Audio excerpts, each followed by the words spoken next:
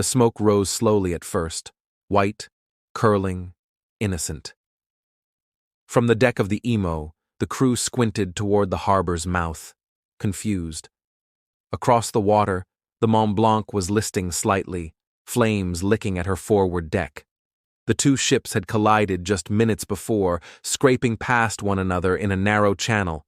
It hadn't seemed catastrophic, just a slow, grinding crunch.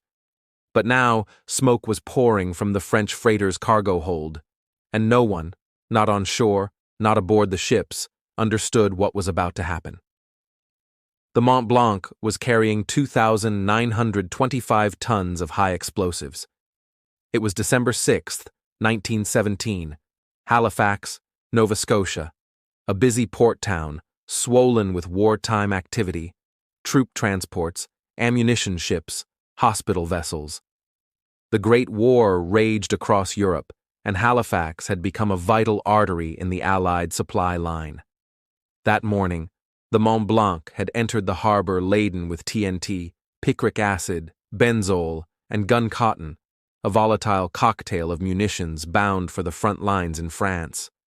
The crew was uneasy.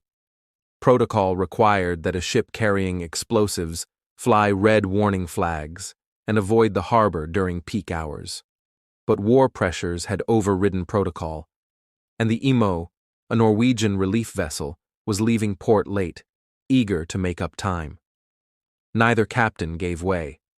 As they navigated the Narrows, a tight bottleneck between the Bedford Basin and Halifax Harbor, the Emo veered into the Mont Blanc's path. Horns blared, orders were shouted, but it was too late.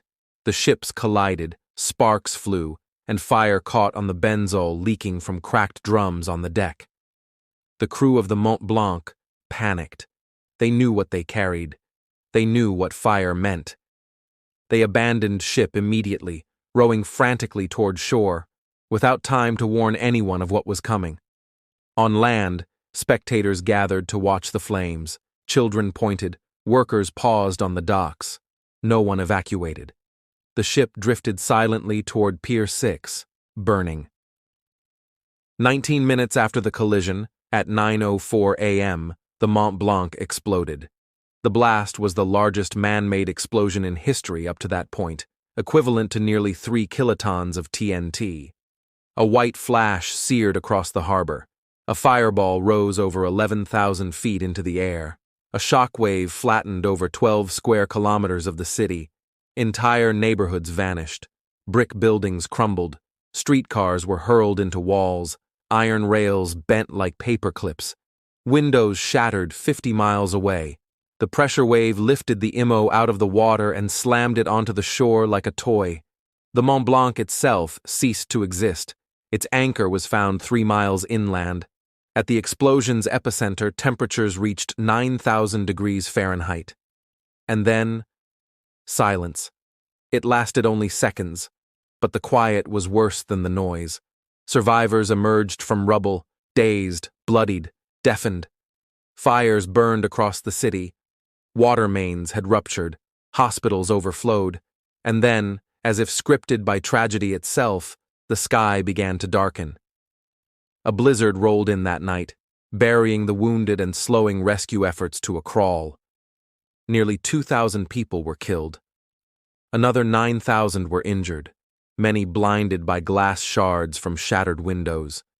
Schools had been in session, churches holding morning prayer, families standing at their windows to watch the fire. In an instant, Halifax became a war zone. In the aftermath, the city rallied.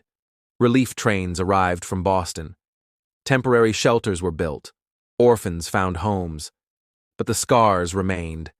Physically, historically, generationally, there were heroes.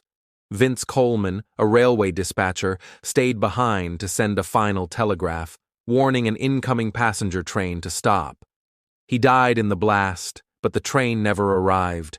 Thousands were saved, and there were lessons.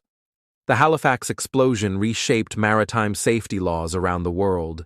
It exposed the risks of wartime haste, of miscommunication, of ignoring danger signs. But to the people of Halifax, it was more than a disaster. It was a wound carved into the earth, a memory scorched into stone.